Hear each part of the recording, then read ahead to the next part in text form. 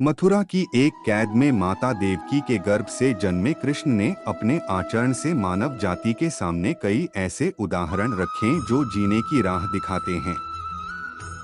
ऐसा ही एक उदाहरण है उनके रणछोड़ बनने का। जी हाँ, एक बार कृष्ण भी युद्ध को बीच में ही छोड़कर मैदान से भाग गए थे, फिर भी शत्रु का वध हुआ और हजारों निर्दोष नागरिकों की सुरक्षा हुई। भगवान श्री कृष्ण का जन्म कंस का वध कर समस्त पृथ्वी लोक को उसके अत्याचारों से मुक्त कराने हेतु हुआ था। किशोरावस्था में ही वह गोकुल से मथुरा आ गए तथा दुष्ट कंस का वध किया। कंस की मृत्यु से दुखी उसके श्वशुर जरासंध ने एक विशाल सेना लेकर मथुरा पर आक्रमण कर दिया। इस आक्रमण में उसके साथ शिशुपाल और काल्यवन जैसे शक्तिशाली राजा भी शामिल थे। जल्दी ही सेना मथुरा जा पहुंची और मथुरा की राजसभा में कृष्ण तथा बलराम को सेना को सौंपने का संदेश भेजा गया। इस युद्ध को टालने तथा मथुरा के निर्दोष नागरिकों को बचाने के लिए कृष्ण ने रातों रात वहां से सैकड़ों किलोमीटर दूर समुद्र में एक नई नगरी द्वारिका का निर्माण करवाया। अपनी माया से उन्होंने समस्त नागरिकों, उनके पशुओं तथा संपत्ति को नींद में ही नई नगरी में पहुंचा दिया। अगले दिन सूर्योदय के समय कृष्ण तथा बलराम जरासंध की सेना के सामने जा पहुंचे और उसे लड़ने के लिए चुनौती दी। जैसे ही जरासंध और दूसरे राजाओं ने कृष्ण को मारने के लिए शस्त्र उठाए, दोनों भाई भागने लगे। उन भाइयों के पीछे जरासंध तथा काल्यवन जैसे राजा भी भागने लगे।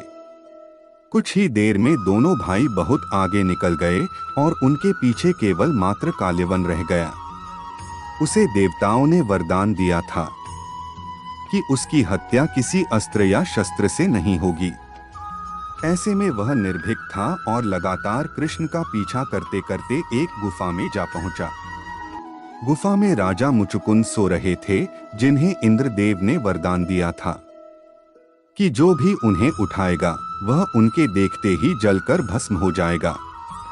वहां पहुंचकर कृष्ण ने सोए हुए मुचुकुंद पर अपना पीतांबर डाल दिया और स्वयं छिप गए।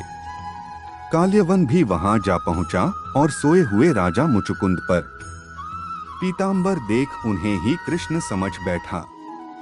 उसने मुचुकुंद को उठाने के लिए लात मारी, जिसके कारण उनकी निद्रा खुल गई और उनके देखते ही काल्यवन वहीं पर जलकर भस्म हो गया।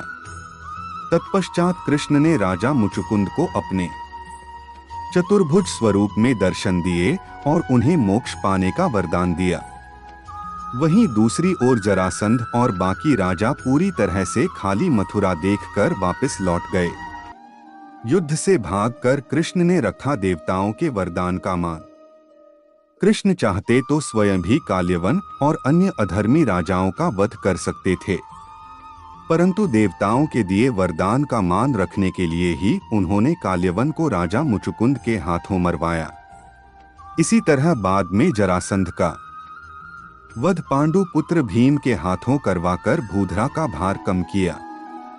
इस तरह कृष्ण ने दिया दुनिया को उदाहरण। इस कहानी के बाद कृष्ण के नाम के साथ हमेशा के लिए रणछोड़ जोड़ दिया।